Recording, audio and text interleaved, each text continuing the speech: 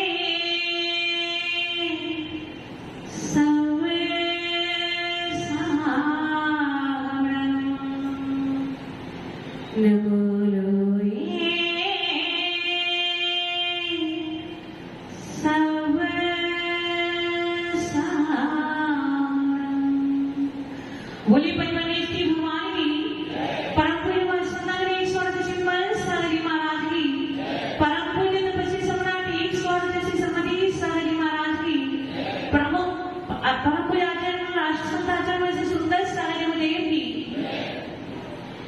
ज्ञान ध्यान तप चारित में जो ऐसी जीने वाली मांगो मेरा सब प्रणाम है। ज्ञान ध्यान तप चारित को जो जन्म देती ऐसी जीने वाली मां को मेरा सब प्रणाम है। धीरे वीर आवामान जो बनाती जो विमान ऐसी जीने देवी की प्रिया को सब प्रणाम है। मान सम्मान करना सिखाती गुरुओं का, मान सम्मान करना सिखाती गुरुओं का, ऐसी जीने वाली मां को मेरा सब प्रणाम है।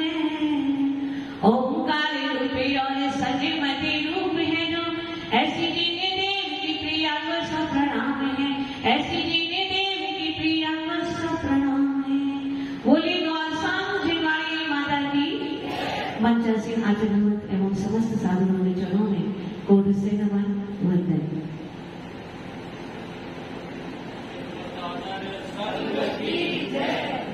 कहते हैं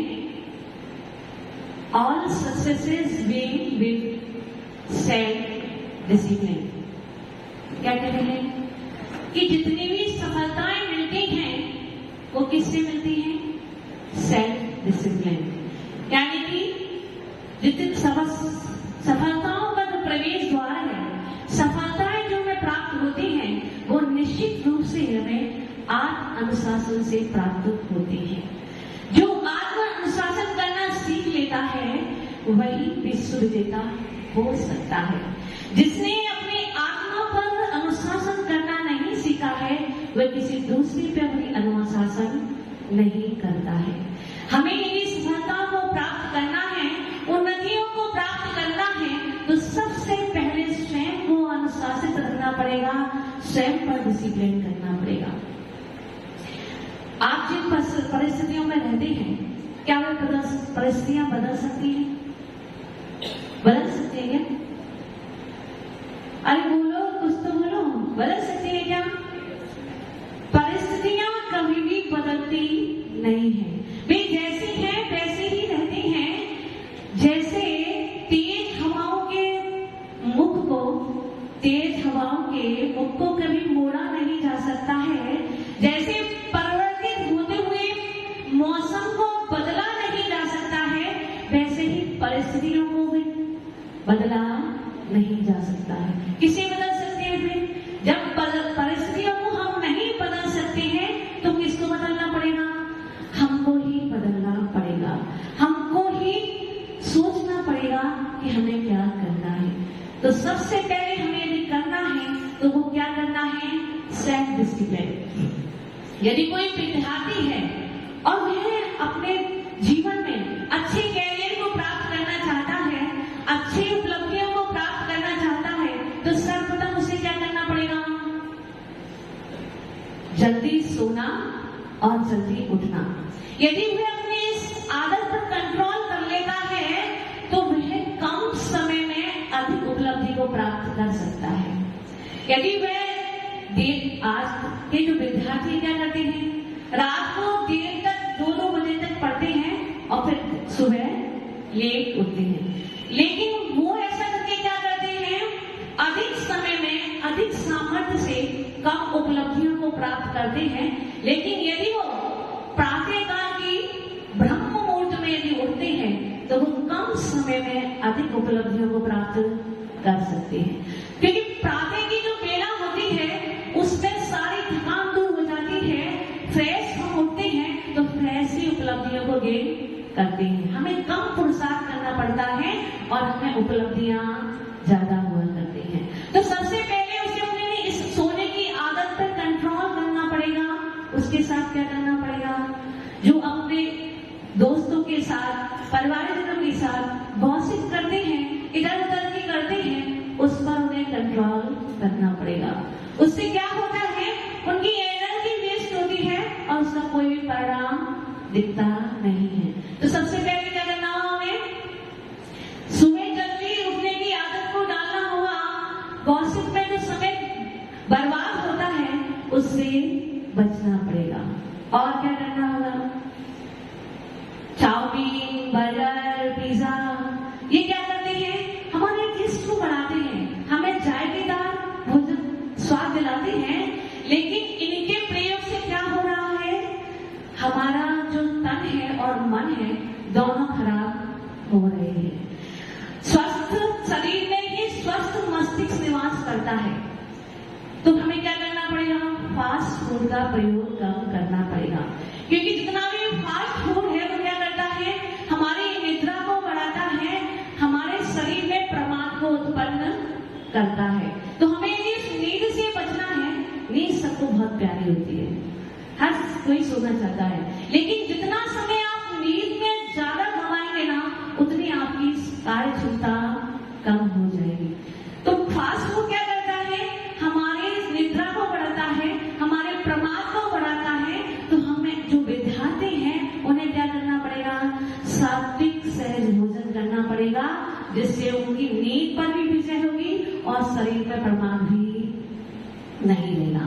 आजकल किसका जमाना है, मीडिया का जमाना है, व्हाट्सएप, फेसबुक और इंस्टाग्राम में जाने क्या क्या क्या, एक बार बटन स्विच हो जाता है तो हमारे घंटों व्यतीत हो जाते हैं, समय किधर निकल जाता है हमें पता ही नहीं चलता है। तो जिन्हें अपने जीवन में उपलब्धियों को प्राप्त करना है, गोल्ड मेडल प्राप्त करना है, उन्नति के शिखर पर ऊपर पहुंचना है, उन विद्यार्थियों को उसके दुरुपयोग से भी बचना होगा। अपनी एनर्जी को गेन करना होगा। शाम के समय में जो हम लॉन्ग ड्राइव पर जाते हैं, अपने दोस्तों के साथ बैठते हैं, बटरगस्ती करते हैं, उससे भी हमें अपने समय की बचत करनी पड़ेगी। यदि वो इस प्रकार से अपने जीवन को कंट्रोल करता है, अपने ऊपर अपने को अनुशासित करता है, डिसिप्लिन रखता है, तो क्या होगा, वह निश्चित ही कम समय में अधिक उपलब्धियों को प्राप्त हो सकता है। परिस्थितियां कभी बदलती नहीं हैं और उपलब्धियां कभी सहजता से प्राप्त होती नहीं है। यदि हमें कुछ विशेष पाने की चाहत है, यदि हमें कुछ विशेष करना चाहते हैं, तो हमें कुछ विशेष भी करना पड़ेगा। कुछ पाने के लिए कुछ खोना पड़ता है। यदि हम विशेष प्रयास करेंगे तभी हमें जीवन में विशेष उपलब्धियां प्राप्त हो सकती हैं। हम चाहे बैठे बैठे यूं ही हमें सब कुछ मिल जाए, ऐसा होने वाला नहीं है। बुरा वक्त कितना कैसा ही क्यों ना हो, वह वक्त भी कभी एक सा नहीं रहता। कहते हैं वक्त है ठहरता नहीं, जल्द ही गुजर जाएगा। वक्त है ठहरता नहीं, जल्द ही गुजर जाएगा। संयम रखो, हौसला रखो, ये मौसम भी बदल जाएगा। तो वक्त कभी एक साथ रहता नहीं है। जिसने वक्त को समझकर अपने समय का सदुपयोग कर लिया, स्वयं को अनुशासित कर लिया, वही जीव आगे बढ़ सकता है। तो क्या विद्यार्थी को ही सेल्फ कंट्रोल करना है, डिसिप्लिन करना है, ऐसा क्या नहीं। जीवन में जो भी उन्नति करना चाहते हैं, जो भी आगे बढ़ना चाहते हैं, अच्छे लक्ष्य की तरफ पहुंचना चाहते हैं, उन सबको अपने जीवन में डिसिप्लिन लाना पड़ेगा, स्वयं को अनुशासित करना होगा। एक बार किसी व्यक्ति ने भरत चक्रवर्ती से पूछ लिया कि आप शतरंज के विजेता हो, इतने राजे महाराजे आपकी शरण में रहते हैं, आपको नमस्कार करते हैं, आपकी 96,000 रानियां हैं, फिर भी सब कहते हैं कि आप योगी हैं। ऐसा कैसे हो सकता है? इतनी सारी संपत्ति होते हुए, वैभव होते हुए आप कैसे योगी हो सकते हैं?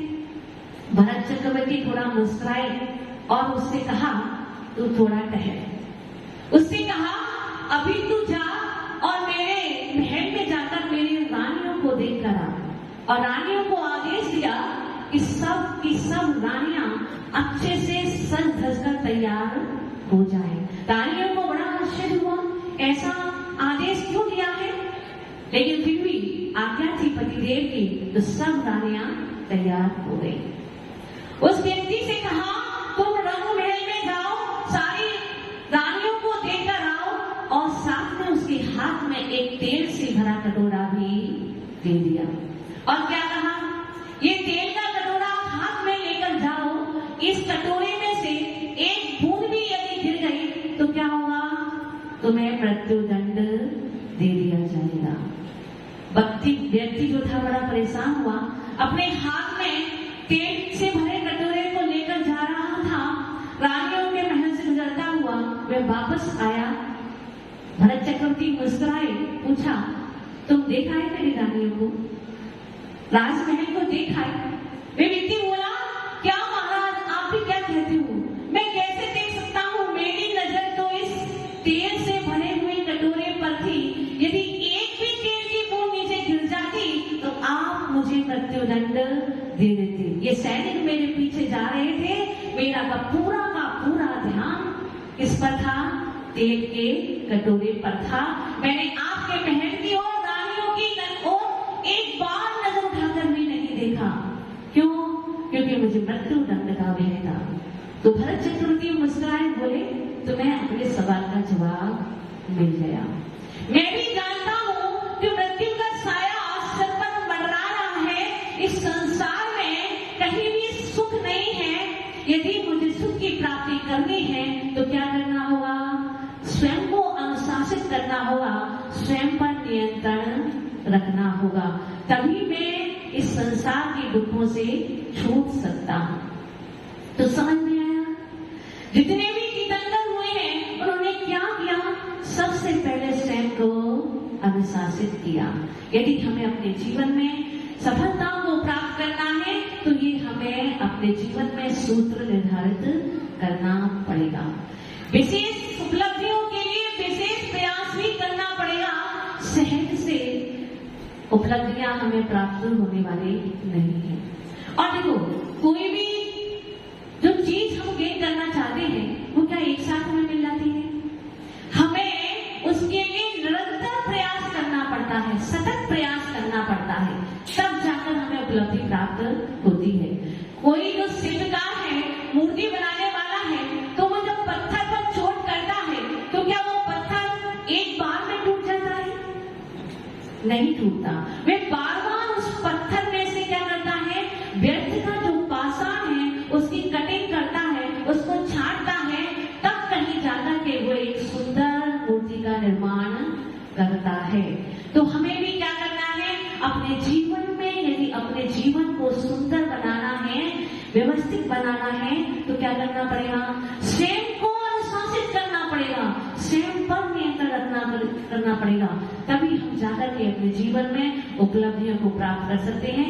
आइए आचार्य गुरुदेव को भी हमें सुनना है। बोले, परम मिलान से सुंदर सारे गुरुदेव की